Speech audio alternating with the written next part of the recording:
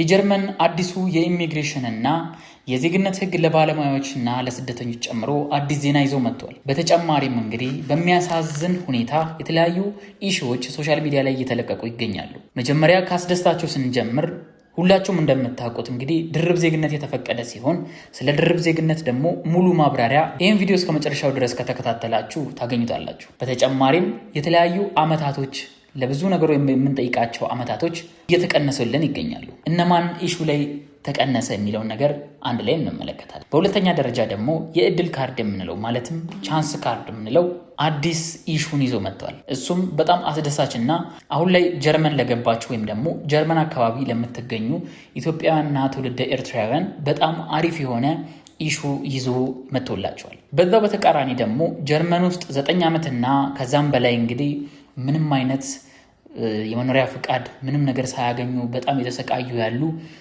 ወንድሞቻችንና እህቶቻችን አሉ፣ ኤርትራውያንም ኢትዮጵያውያንም። ታዲያ ለነሱም አሪፍ የሆነ መፍትሄ እንዲሰጣቸው የተለያዩ ነገሮችን ማለትም የተለያዩ ኢንፎርሜሽኖችን ጋዘር በምታደርጉበት ጊዜ ሼር በመደራረግ ሰፖርት በመደራረግ ይህን ነገር እንድታሳልፉት እንላለን። እንኳን ወደ ዲያስፖራ ፕላስ በሰላም መጣችሁ እያለን ለዚህ ቻናል አዲስ የሆናችሁ ካላችሁ ሰብስክራይብ በማድረግ ይህን ቪዲዮ ከመጀመራችሁ በፊት ደግሞ ላይክ አድርጋችሁ ጀምሩት እንላለን። ጀርመን እንግዲህ በኢሚግሬሽን እና በዜግነት ህግ ጉዳዮቿ ላይ በጣም ትልልቅ ነገሮችን ይዛ መጥታለች። ከነዛም መካከል እንግዲህ መጀመሪያ ላይ የምንመለከተው ስለ የጀርመን ዜግነትና ድርብ ዜግነት የምንለውን ነው። ማለትም ዱዋል ሲቲዝንሺፕ። ዱዋል ሲቲዝንሺፕ ላይ እንግዲህ አብዛኛው ጊዜ በጣም የሚቸግረን የሀገራችንን ዜግነት የመልቀቅ ጉዳይ ነው። ቶሎ ብለን ከኢትዮጵያ ከወጣን ወይ ደግሞ ከኤርትራ ወይ ደግሞ ከካምፓላ ከወጣን በኋላ በጣም ብዙ የምንፈጽማቸው ስህተቶች አሉ። የዛን ሀገር ዜግነት ማለትም የማዘርላንዳችንን ዜግነት ኢግኖር አድርጎ መተው። ያ ነገር እንግዲህ እኛ ላይ በጣም ብዙ ጣጣዎችን መዘዞችን ሊያመጣብን ይችላል። በቅርብ ከ5 ቀን በፊት እንግዲህ የኢሮፒያን ዩኒየን ያወጡት የራሳቸው ህግ አለ። እዛ ላይ እንግዲህ በጣም ብዙ ነገር ስትራግል ውስጥ ስለሚከታችሁ ይህኛውን ነገር ከአሁኑ ሶልቭ እያደረጋችሁ ብትሄዱ ይሻላል እናለን። ይህም ዱዋል ሲቲዝንሺፕ የምንለው ነው። የመጀመሪያ ዜግነትን አለመልቀቅ ማለት ነው። እንግዲህ አዲሱ የድርብ ህግ ዜግነት ስለሚፈቅድ ማለትም ጀርመን ላይ አሁን ላይ አክሰፕታንሱ ከፍተኛ እየሆነ ስለመጣ የራስዎን ሀገር ዜግነት ለምሳሌ ኤርትራዊ ልትሆኑ ትችላላችሁ፣ ኢትዮጵያዊ ልትሆኑ ትችላላችሁ፣ ወይ ደግሞ ከኤርትራ ወይ ከኢትዮጵያ ሄዳችሁ ካምፓላ ኖራችሁ ዜግነት አግኝታችሁ በጣም ብዙ አመት ኖራችሁ ልትመጡ ትችላላችሁ። የዛን የማዘርላንዳችሁን ዜግነት መልቀቅ እንደሌለባችሁ እያሳሰቡ ይገኛሉ ማለት ነው። ቀደም ሲል እንግዲህ ዜግነት ለመጠየቅ 8 ዓመት መኖር ያስፈልግ ነበር። ጀርመን ውስጥ እንግዲህ በጣም ብዙ እንግልቶች አሉት። ከነዛም እንግልቶች መካከል እንግዲህ ስራ ለማግኘት እንደገና ደግሞ በጣም ብዙ ቦታ አክሰፕታንስ ማጣት በዛ የተነሳ ነው አሁን ይህን ሰሞን ራሱ ሶሻል ሚዲያ ላይ የሚራገበው የወንድማችን ቪዲዮ እንግዲህ ሁላችሁም እንደተመለከታችሁት እርግጠኛ ነኝ። አሁን ኮሚኒቲ የተለያዩ ግሩፖች እየተነጋገሩ ይህንን ነገር ሰፖርት ለማድረግ እንግዲህ ቃል ገብተዋሉ። እናንተም ይህን ልጅ ሰፖርት ማድረግ የምትፈልጉ እንግዲህ ዲስክሪፕሽን ቦክስ ላይ የተለቀቀበትን ቪዲዮ አስቀምጥላችኋለሁ። እየገባችሁ ያንን ቪዲዮ እየተመለከታችሁ የሚቻለውን ያክል ወይ ደግሞ ለሚተዋወቁ ሰዎች የተለያዩ ኮሚኒቲዎች ላይ ፖስት በማድረግ እንግዲህ ሰፖርት እንድታደርጉት እንደ ዲያስፖራ ፕላስ እናሳስባለን ማለት ነው። ታዲያ ምንድነው የተፈጠረው? እዚህ ጋር 8 ዓመት የምትለው ነገር በጣም ሪስክ አምጥታለች። አሁን በዚህኛው ወራቶች ነው ይሄ ነገር የጸደቀው። ምንም አክሰፕት የተደረገ ነገር አልነበረም እና ወደ 5 ዓመት ዝቅ እንዲል አድርገውታል። ከ8 ዓመት ወደ 5 ዓመት ማለት በጣም ለትውልደ ኢትዮጵያዊና ኤርትራዊ በጣም አሪፍ የሆነ ነገር ነው። ምክንያቱም 5 ዓመት ማለት ነገ ናት፣ በአንድ የሚደረስ ነገር ነው። በዚህ መካከል በጣም ብዙ ነገሮችን ልትሰሩ ትችላላችሁ። በጣም ብዙ ነገሮችን ልታረጉ ትችላላችሁ። በጣም አስደሳች ሆኖ ደግሞ በጣም በቃ ኤክሳይትድ በጣም እኔ ራሴ ሳየው ሩሉን በጣም ያስገረመኝ የሶስተኛው ሩል ምንድነው የሚለው መሰላችሁ? ፋስት ትራክ ብለው ይዘው መጥተዋል። እዛ ፋስት ትራክ ላይ ምንድነው ያስገቡት መሰላችሁ?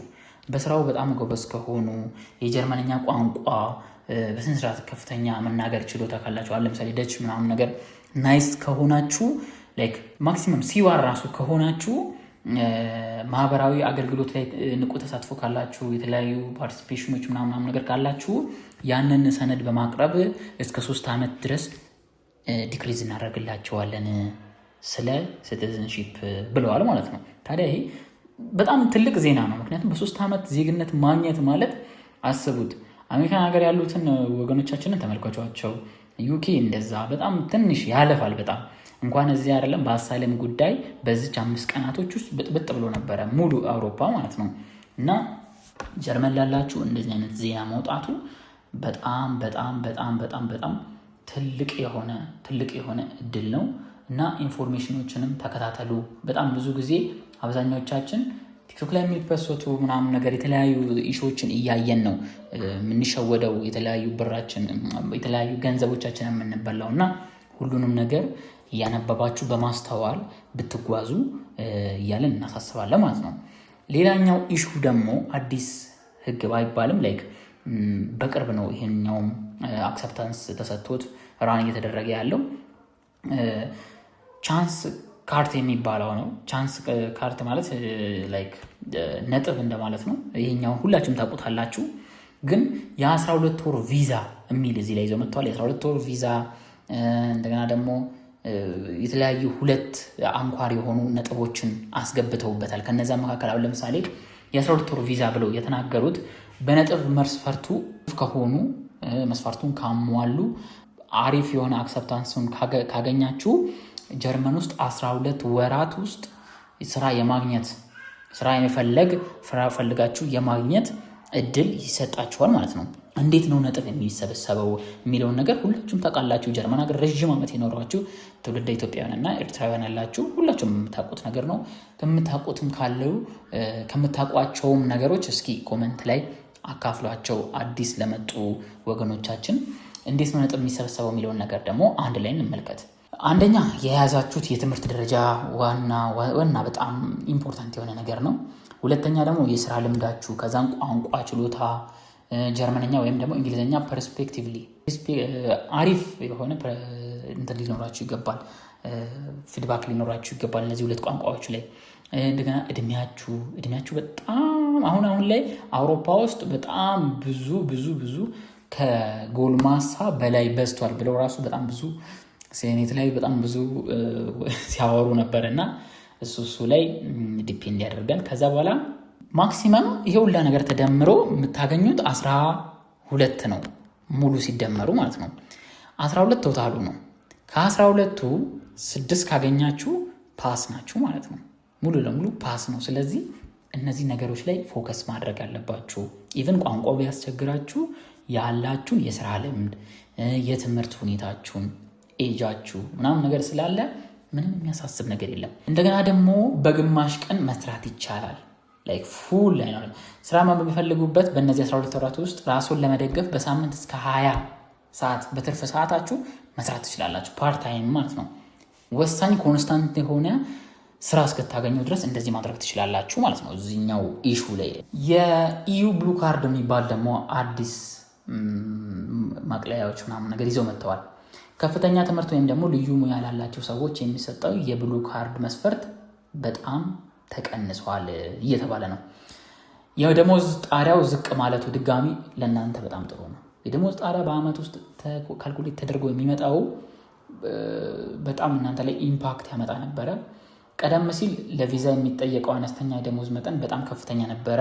እንደገና ደግሞ ፍላጎት ለበዛባቸው ሙያዎች እንደ አይቲ፣ ኢንጂነሪንግ፣ ሕክምና፣ መምህራን አዳዲስ ምሩቃን ካላችሁ አመታዊ የደሞዝ መስፈርቱ ወደ 45934 ዝቅ ብሏል። በጣም ከፍተኛ ነበረ። ከዚህ በፊት ከፍ ያለ እንደሆነ አይነው ከዛ በላይ እንደሆነ አስታውሳለሁ። የራሴ የሆነ ቪዲዮ ከዚህ በፊት ኤዲት ለተደረገ ቪዲዮ እዛ ሰርች ኢንጂን ላይ ስሰራ ላይክ እንደዚህ አይነት ኢሹ አይቼ ነበረ። እና የአይቲ ባለሙያዎች ያለ ዲግሪ ኮምፒውተር አይቲ ባለሙያዎች ከሆኑ ዲግሪ ባይኖሩትም የ3 ዓመት የስራ ልምድ ጠንካራ የስራ ልምድ ስትሮንግ የሆነ የስራ ልምድ ካለ ብሉ ካርድ የማግኘት እድላችሁ በጣም ሰፊ ነው። ብሉ ካርድ እንግዲህ ሁላችሁ ምን እንደሆነ የምታውቁት ኢሹ ነው። እንደገና ደግሞ በጣም ትልቅ ኢሹ ነው። እንደገና ደግሞ ሌላ በጣም ኢምፖርታንት ነው ብለው ያሰቡት በስራ ልምድ ላይ የተመሰረተ የስራ ፍቃድ። ላይክ ድሮ ጀርመን ለመስራት ብዙ ጊዜ ምን ይጠይቃሉ? ዲግሪ ሪኮግኒሽን በጣም በቃ ቬሪፊኬሽን ኪዋር ኮድ በየቦታው ነበረ። አሁን ግን ህጋዊ የስራ ሰርተፊኬት ካላችሁ እንደገና ደግሞ ከዚያ በላይ የ2 ዓመት የስራ ልምድ ካላችሁ ጠንካራ የሆነ ግን ካላችሁ ያንን ነገር ፓስ ማድረግ ትችላላችሁ፣ ማለፍ ትችላላችሁ። ምንም ሳይጠየቁ ቀጥታ ወደ ስራ መግባት ትችላላችሁ ማለት ነው። ስለዚህ በዛ ወይ ስትሮንግ የሆነ ፖርትፎሊዮ ቢውልድ ለማድረግ ሞክሩ። 5ኛ ላይ ያስቀመጡት እንግዲህ ስለ ፋሚሊ ኢሹ ነው። ስለ ፋሚሊ ኢሹ ሰፋ ያለ ጉዳይ ነው የወጣው። ከኢዩም የወጣ ጉዳይ አለ። ሙሉ አውሮፓ ዩኒየን ተሰብስቦ ዲሳይድ ያደረገው ነገር አለ። ጀርመን ኖርማል ፓርላመንት እንትናቸው ውስጥም ያረቀቁት ነገር አለ። እሱም በሌላ ቪዲዮ በቀጣይ ቪዲዮ ይዤላችሁ እመጣለሁ። በጣም ወሳኝ የሆነ ኢሹ ነው እሱ ራሱ። ከኢትዮጵያም ይሁን ከካምፓላም ይሁን ከኤርትራም ይሁን የምትመጡ የኛ ወንድሞችና እህቶች ትልቅ ልትረዱት የሚገባ ነገር ከሀገር ከወጣችሁ በኋላ ጀርመን ሀገር ከሄዳችሁ በኋላ የራሳችሁ ነገር ሴታፕ አድርጋችሁ 10 ዓመት የኖራችሁ ካላችሁ 9 ዓመት የኖራችሁ ካላችሁ ወገኖቻችሁ ወንድሞቻችሁ በሚመጡበት ሰዓት ላይ ሰፖርት አድርጓቸው። በጣም በጣም በጣም በጣም የተቸገሩ ይገኛሉ። አሁን እንደዚህ አይነት ህግ የወጣው እንግዲህ በቅርብ ነው። ሁሉም የሚታወቅ ነገር ነው። ከናንተ በፊት ነው ሙሉ ለሙሉ ቀድሞ ራሱ ሰነዱ ከዚህ በፊት 4 ወር ምናምን ነገር ይሆናል ምናምን ነገር ዲያስፖራ ፕላስ ሙሉ ቲሙ ይህን ነገር የሰማው ያዳመጠው ማለት ነው። ግን ይሄ ቪዲዮ ተሰርቶ ተለቆ ምን ያክል ኢምፓክት ያመጣል የሚለውን ነገር ከማገናዘብ እንደገና ደግሞ ታይሚንግ ከመጠበቅ አንጻር ነው ይሄ ቪዲዮ ራሱ ዘግይቶ የተሰራ ያለው። ወገኖቻችሁ ዘመዶቻችሁ በሚመጡበት ሰዓት ላይ ሰፖርት አድርጓቸው። በጣም ብዙ ሆምለስ እንዳለ ሙሉ ዩቲዩቡን ያጨናነቀው ሙሉ ሆምለስ ነው ማለት ትችላላችሁ። እንግዲህ በዚህ ሳምንት አንድ ኤርትራዊ ለ9 ዓመት ያለምንም በቃ አለ አይደለም ምንም አይነት እንትን ሳይል እንግዲህ እሱን በራሳችሁ ዲሳይድ ማድረግ ትችላላችሁ። የጤና ችግር ነው ልትሉም ትችላላችሁ። ይሄ ሁላ እንዴት ዓመት ይቆያል ልትሉም ትችላላችሁ። የሰው ልጅ ነው፣ ብዙ ነገር ይሳሳታል፣ ብዙ ነገር አለ። ግን ደግሞ ማሰብ ያለባችሁ እዛ ያን ያክል እሱ የቆየበት ምክንያት ወገኖቻችንን አንረዳም፣ እርስ በርስ ሰፖርት አንደራረግም። እዛው ሂደን በዘር በጎሳ በምን ነው ተከፋፍለን ቁጭ ያለው። ስለዚህ አሁን እንደዚህ አይነት ነገር ሀፕን ማድረግ የለበትም። ኤርትራውያን ቢሆን ወንድሞቻችን ናቸው። ኢቨን ሶማሊያውያን በጣም ብዙ ሶማሌ ሙሉ በእንደዚህ አይነት ነገር ይገኛል። ላይክ ሰፖርት ማድረግ፣ ኮሚኒቲ ቢውልድ ማድረግ፣ የኢትዮጵያን ኮሚኒቲ በጀርመን የኢትዮጵያን ኮሚኒቲ በዩኬ ዩኬ ያሉት እንደውም ፓርቲሲፔት ያደርጋሉ። ጀርመን ያለው ግን በጣም እኔ እስካሁን አልመጣልኝም ነው ወይ እኔ ሰርች አላደረግኩም አይዶን ነው። ብቻ ግን እንደዚህ አይነት ነገሮች ላይ ሰፖርት መደጋገፍ አለባችሁ። የእናንተ ኑሮ ያው ራሳችሁ ናችሁ የምታውቁት። አሁን ብድግ ብዬ እኔ ዲሳይድ ማድረገው ነገር አይደለም። ብዙ ጊዜ በሰው ጫማ ውስጥ ገብቶ መለካት ይሆናል። ግን ኢንፎርሜሽን ብቻ ነው እነዛ ሰዎች የሚፈልጉት ከእናንተ። ምክንያቱም እናንተም እዛ ሀገር ሂዳችሁ ነው እንጂ እዛው የሆነ ነገር ሁናችሁ ቀጥታ የጀርመን ፋሚሊ የተዋረድ ያለው ዘር ውስጥ ቁጭ ብላችሁ ምናምን አይደለም። ከዚህ ሂዳችሁ ነው ወይ በስራ ነው የምትሄዱት ወይ በሆነ ነገር ነው የምትሄዱት። ስለዚህ የጀርመን ወንድምና እህቶቻችሁን ጀርመን የሚመጡ ቶሎ የሚመጡ ሲስተም ውስጥ እስከትገባ ነው ምንድን ነው ይሄ የድሮ የሆነ ኋላ ቀር የሆነ አባባላችሁን አስቀምጡትና እርዷቸው። በቃ ወይ ያሳዩቸው። በዚህ ብታደርግ እንዲህ ነው፣ እችን ብታደርግ እንደዚህ ነው፣ እንደዚህ ብታደርግ እንደዚህ ነው ብላችሁ ለማስረዳት ሞክሩ። አንድ ቻናል ለሁሉም ሊደርስ ስለማይችል እናንተ ወገኖቻችሁን ፋሚሊ ምን ብቻ ከመሰብሰብ እዛ ሀገር መጥቶ ሆምለስ የሆነውን ደግሞ ኢትዮጵያውያንም በሉት ኤርትራዊ በሉት ሶማሊያዊ በፌስ ሪያክሽኑ በፌስ እንትኑ ሁላ ይለያል። ምክንያቱም የራሳችን ዜጋ የራሳችን አካል ስለሆነ እዛው ሀገር የሚሰቃይበት ምንም አይነት ምክንያት የለም። ሆምለስ ነው 9 ዓመት ቆይቷል ብሎ እንግዲህ አንድ ዩቲዩበር ፖስት አደረገው ዩቲዩብ ላይ ማለት ነው። እና በጣም ነው በቃ አንጀቴን ነው ላይ ምክንያቱም ለምንድን ነው እንደዚህ የሚያደርገው ምናምን ብላችሁ እንትን እንዳትሉ። ያ ልጅ እዛ ተገኝቷል። ዋናው እዛ መገኘቱ ነው። ሆምለሱ ነው እዛ መገኘቱ። በጣም ነው የሚያሳዝነው። በጣም የሚቆጭ ነገር ነው።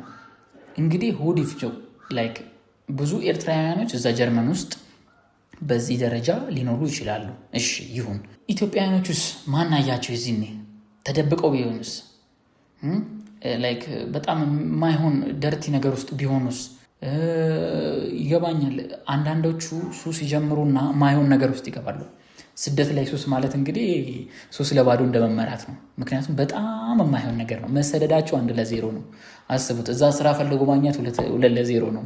ስራ ማጣቱ ራሱ 2-0 ነው። 3-0 የሚሆነው ደግሞ ለምንድን ነው? 3 ጀምሮ ነው። አብዛኛዎቻችን እንግዲህ በማወቅም ባለማወቅም በፋሚሊ ኬዝም በምንም እንደዚህ አይነት ነገር ልንጀምር እንችላለን። ስለዚህ ከአሁኑ ተጠንቀቃችሁ እነዚህን ነገሮች ብታስተካክሉ እንደ ሀሳብ ወገኖቻችሁን ብረዱ። ህጎች ይመጣሉ። በነገራችን ላይ አሁን የተናገርኩት ህግ ካንስል ሊደረግ ይችላል አፍተር 2 weeks 3 weeks። ባለፈው ዕለት ዩኬ አዲስ ህግ ወጥቶ ገና ቪዲዮ ተሰርቶበት ተለቆ ማክሲመም ደቂቃ ብዙም ይሄን ያክል ብዙም አልሄደም ነበር። ህጉ ካንስል ተደርጓል። ስለዚህ ህጎች ይለዋወጣሉ በየጊዜው። አንዳንዱ ደግሞ ኮመንት ላይ ይመጣላችኋል። ኮመንት ላይ ይመጣልህና እኔ እንግሊዝ አይደለም የምኖረው እንደዚህ አይነት ነገር መቼ ወጣ ይልላችኋል። አንድ ቀን ዞር ብሎ ምክንያቱም ምን ያክል ሴኔቱ ተሰብስቦ ምን ወሰነ ፓርላማ ቁጭ ብሎ ማያይ ሰውዬ ብድግ ብሎ እኔ በጣም የሚያሳዝነኝ ደግሞ በእንደዚህ አይነት ሀበሻ ነው። በጣም በምናደደው በእንደዚህ አይነት ሀበሻ በእንደዚህ አይነት ኤርትራዊ ስንት ዓመት እየኖርኩ አይደለ እንዴ ስንት ዓመት እየኖርክ አይደለ እንዴ ለሚሉት ደግሞ ከ4 ቀን በፊት በሰራሁት ቪዲዮ ላይ ከ4 ቀን በፊት በሰራሁት ቪዲዮ ላይ አውሮፓን ዩኒየን ተሰብስበው ምንድነው ዲሳይድ ያደረጉት አሳይለም ጠይቀው የሚቆዩ ማንኛውም ዜጋ በዚች 3 ወር ውስጥ ጎ ባክ ቱ ሆም እያሉ ነበር ፓርላማ ውስጥ እያጨበጨቡ እንዲባረር ዲሳይድ ሲያደርጉ የነበሩት። ከአሳይለም በላይ ደግሞ ስደተኛው ላይ ይሄ ነገር ምን ይፈጥራል፣ ኢምፓክት ያመጣል፣ ምን ያመጣል ለማስዩ ማያደርጉ። ስለዚህ ይህንን ነገር ከአሁኑኑ በስነ ስርዓት እያገናዘባችሁ ወገኖቻችሁን እየረዳችሁ ህንዶች በጣም ሰፖርት ይደራረጋሉ። ናይጄሪያኖችን ተመልከቱ። በጣም ሃርዶች ናቸው። በጣም ከባድ በጣም ሃርድ ናቸው። ምክንያቱም ኮሚኒቲያቸው ስትሮንግ ነው። ውጭ ሀገር ወጥተው በፖለቲካ እንትናቸው አይጣሉም፣ አይጋጩም፣ ችግር የለውም። አንተ አማራና አንተ ኦሮሞ ነቲንግ። ምክንያቱም ሰው ሀገር ላይ ናቸው። ሁለቱም ገንዘብ መክስራት ይፈልጋሉ። ሁለቱም ሀገራቸው ያለውን ቤተሰብ ፋሚሊ መለወጥ ይፈልጋሉ። ስለዚህ የምታገኛቸውን ሰዎች መኒ ዋይዝ ሰፖርት አድርጎ እያለን አይደለም እያለን ያለነው ኢንፎርሜሽን ዋይዝ ሰፖርት አድርጓቸው። እንደዚህ አይነት ህግ ሊመጣ ነው ይነካል ወይ እገሌ ሼር ዋትሳፕ አለ፣ ብዙ ነገር ማድረግ ትችላላችሁ። በጣም ብዙ ወቀሳ በዛውባችሁ በጣም ይቅርታ። በቀጣይ ቪዲዮ እስከምንገናኝ እንግዲህ ስለ ፋሚሊ ጉዳይ ቀጣይ ይዤላችሁ እመጣለሁ። ሁላችሁም በስነ ስርዓት እንደምትጠብቁኝ ተስፋ አደርጋለሁ። ለዚህ ቻናል አዲስ የሆናችሁ ካላችሁ ሰብስክራይብ በማድረግ ቤተሰብ መሆን ትችላላችሁ። ይህ ዲያስፖራ ፕላስ ነው። ለዲያስፖራው የተቋቋመ ትልቅ ሚዲያ ነው። ሰብስክራይብ በማድረግ ቤተሰብ ይሁኑ። ቀጣይ ሳምንት እስከምንገናኝ ቸርን ሰንብት።